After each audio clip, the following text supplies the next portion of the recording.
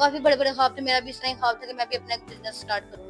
पहले मैंने अपनी अम्मी-अब्बू को बताया कि मतलब मैंने करना बिज़नेस, उन्होंने मुझे मना कर दिया। उन्होंने कहा नहीं, हमारी बेटियाँ घर से बाहर नहीं निकलती, ना वो इस तरह काम करती हैं, तो आपने ये काम नहीं करना। जैसे भी है ऐसी ज़िंदगी गुज़ारनी है। फिर मैंने अपने मामू से मशवरा वगैरह किया, अपने मामू से बात की, फिर मेरे मामू ने मेरा साथ दिया। मैंने जिस तरह आपको बताया कि वो साथ चलना ही नहीं चाहते थे, मतलब वो चाहते ही नहीं थे कि मैं घर से बाहर निकलूँ या इस तरह मतलब करूँ। फिर मैं अपने मामू के घर ही चली गई, वहाँ पे रहने लग गई और वहाँ उन्होंने मेरी स्टडी वगैरह कंप्लीट करवाई और उन्होंने ही मतलब मुझे सपोर्ट किया सारा।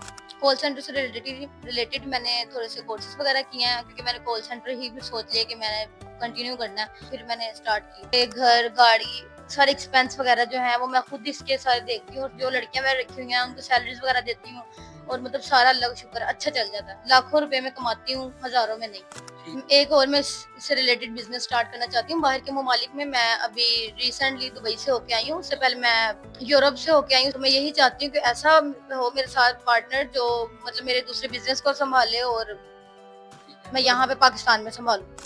बस वो मेरे बिज़नेस वगैरह को देखे, मेरी शादी करे और बाकी उसकी जो भी गाड़ी वगैरह मैं उसको लेके दूँगी, उसके जो एक्सपेंस वगैरह होंगे, घर वगैरह ये सारा कुछ मैं उसको दूँगी, अच्छा लाइफ़स्टाइल दूँगी उसको।